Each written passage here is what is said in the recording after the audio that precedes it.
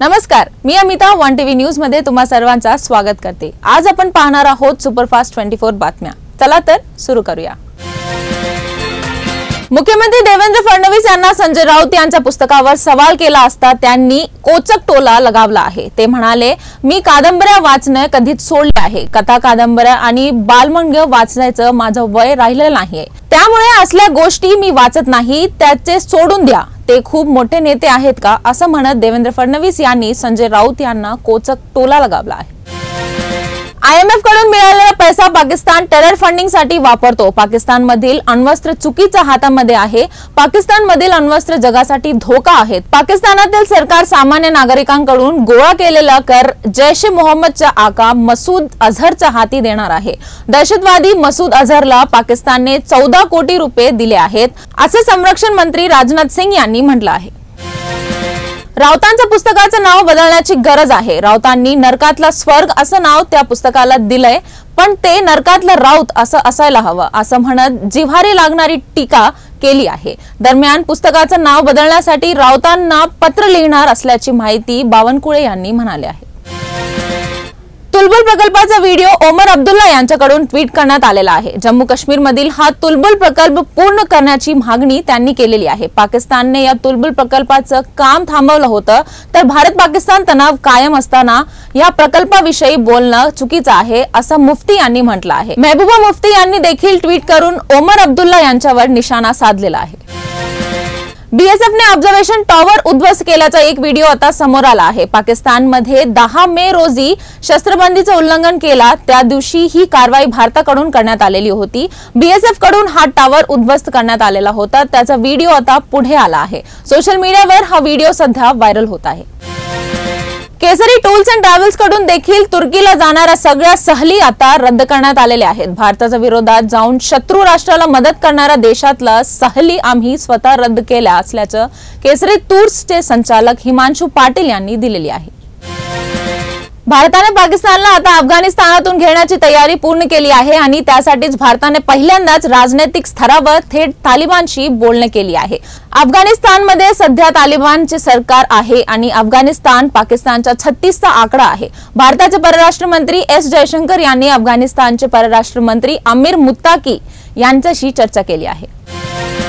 भारत आणि पाकिस्तान तणाव दरम्यान पाकला साथ देणाऱ्या तुर्कीला भारताने चांगलाच दणका दिला आहे। नेटफ्लिक्स आणि अमेझॉनवर तुर्की शो बंद करण्यात आलेले आहेत, तर व्यापारी, पर्यटक आणि विद्यापीठांनीही तुर्कीवर बहिष्कार घातला आहे। इतकंच नाही तर तुर्कीतून आयात होणाऱ्या सफरचंदावर भारतीय व्यापाऱ्यांनी बहिष्कार घातलाय। तर JNU, जामिया मिलिया आणि मौलाना आझाद या विद्यापीठाकडून तुर्कीवर बहिष्कार टाकत शैक्षणिक करार रद्द करण्यात आल्याचं कळते। आता मुंबईकरांसाठी एक महत्त्वाची बातमी आहे। तुम्ही जर उद्या रेल्वेने प्रवास करत असाल तर उद्या रेल्वेचे वेळापत्रक पाहूनच घराबाहेर पडा, कारण मध्य रेल्वे आणि हार्बर रेल्वे मार्गावर उद्या ब्लॉक घेण्यात येणार आहे। हार्बर मार्गावर उद्या वडाळा ते मानखुर्द पर्यंत उद्या ब्लॉक येणार आहे। यासह मध्य रेल्वेचा ठाणे ते कल्याण अशा जलद मार्गावर ब्लॉक घेण्यात येणार आहे। ऑपरेशन सिंदूरवर भूमिका मांडण्यासाठी खासदारांची एक टीम परदेशात पाठवण्यात येणार आहे। 7 सर्वपक्षीय नेते विविध शिष्टमंडळाचं नेतृत्व करणार असून ही खासदारांची टीम ऑपरेशन सिंदूर बाबत भारताची भूमिका मांडणार आहेत। यामध्ये काँग्रेस नेते शशी थरूर, राष्ट्रवादीचे सुप्रिया सुळे आणि शिवसेनेचे खासदार श्रीकांत शिंदे यांच्यासारख्या मोठ्या नेत्यांसह समावेश असणार असल्याची माहिती मिळते।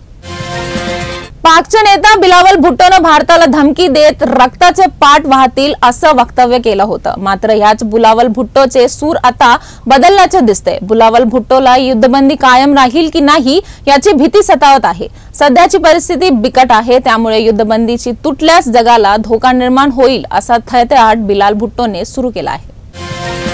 भाजपा आमदार तानाजी मुटकुळे यांना भोवळ आल्याची बातमी समोर आली आहे। तिरंगा रॅली दरम्यान छत्रपती शिवाजी महाराजांना अभिवादन करताना आमदार तानाजी मुटकुळे यांनीही भोवळ आल्याची माहिती समोर येत आहे। दरम्यान तानाजी मुटकुळे यांना भोवळ आल्यानंतर त्यांना हिंगोलीच्या खासगी रुग्णालयात दाखल करण्यात आले आहे। ऑपरेशन सिंधू दरम्यान भारताकडून पाकिस्तानला मोठा चकवा देण्यात आल्याची माहिती समोर आली आहे। ऑपरेशन सिंधूर अंतर्गत करण्यात आलेल्या एअर स्ट्राईक वेळी पाकिस्तानला चकवा देण्यासाठी भारताने डमी एअरक्राफ्टचा वापर केल्याचे समोर आले आहे। या डमी एअरक्राफ्टमुळे पाकिस्तानच्या एअर डिफेन्स आणि वायुसेनेला मोठा चकवा देण्यात आला आहे। भारत अमेरिके वस्तूवरील 100% आयात कर रद्द करायला तयार आहे, असा दावा अमेरिकेचे राष्ट्राध्यक्ष डोनाल्ड ट्रम्प यांनी मोठा दावा केला आहे। भारतासोबत आयात कर लावून व्यापार करणे कठीण आहे, तसे भारतासोबत 0% टॅरिफ करण्याची घाई नसल्याचीही ट्रम्प यांनी म्हटले आहे। जसा आपण ऑपरेशन सिंदूर सीमेवर केला होता तसाच महाराष्ट्राच्या बीडमध्ये केला पाहिजे, अशी प्रतिक्रिया सामाजिक कार्यकर्ता अंजली दमानिया यांनी दिली आहे। परळी म्हणजे आता दहशतीचा अड्डा झालेला आहे, याला आता अतिशय गंभीरतेने घ्यायला हवा, असं या म्हणाले आहे। देवेंद्र फडणवीस हे मुख्यमंत्री आहेत, तेवढीच त्यांची लेवल आहे, बाकी काही नाही। त्यांनी पुस्तक वाचावं, सत्य स्वीकारावं, जशी त्यांनी ट्रम्पनी लदावलेली युद्धबंदी स्वीकारली आणि आता तिरंगा यात्रा काढतात, तसंच त्यांनी पुस्तकातील सत्य सांगावं, असा हल्ला राऊतांनी केला आहे। अब्दुल्ला शेख आणि तल्ला खान या 2 फरार आरोपींना NIA कडून मुंबई आंतरराष्ट्रीय विमानतळावर दोघांना अटक करण्यात आलेली आहे। इंडोनेशियामधल्या जकार्तामध्ये अनेक महिन्यापासून दोन्ही आरोपी लपून बसले होते, अशी NIA ला माहिती आहे। तर 2 वर्षापासून पुण्याच्या ISI मॉड्यूल प्रकरणात हे दोन्ही आरोपी फरार होते। मुंबई विमानतळ आणि ताज बॉम्बने उडवण्याची धमकी देण्यात आलेली आहे। विमानतळ पोलीस ठाण्याला धमकीचा हा मेल आलेला आहे। संच झाल्याप्रकरणी दहशतवाद्यांना अन्यायकरिता फाशी दिल्याचा दावा या मेलमध्ये करण्यात आला आहे। धमकीच्या पार्श्वभूमीवर यंत्रणा सतर्क झाला असून धमकीचा मेल पाठवणाऱ्या विरोधात गुन्हा दाखल करण्यात आला आहे। वन नेशन वन इलेक्शन संदर्भात लोकसभा सचिवालय समितीची आज संध्याकाळी 6 वाजता मुंबईत पत्रकार परिषद होणार आहे। सुधीर मुनगंटीवार यांच्या समितीने अहवाल देऊन वन नेशन वन इलेक्शन संदर्भात महाराष्ट्रातील परिस्थितीची दिली होती माहिती। लोकसभा सचिवालय समितीच्या पत्रकार परिषदेकडे सर्वांचं लक्ष लागलेलं आहे। भारताच्या ऑपरेशन सिंदूरवर पाकिस्तानने आता कबूलनामा दिलेला आहे। पाकिस्तानात असणारे नूर खान एअरबेस उद्ध्वस्त झाल्याचे पाकिस्तानचे पंतप्रधान शहबाज शरीफ यांच्याकडून मान्य करण्यात आले आहे। यासह नूर खान एअरबेसच्या बरोबरीने पाकिस्तानातील अनेक ठिकाणी भारताच्या हवाई हल्ल्यात उद्ध्वस्त करण्यात आल्याचे शहबाज शरीफ यांनी कबूल केले आहे।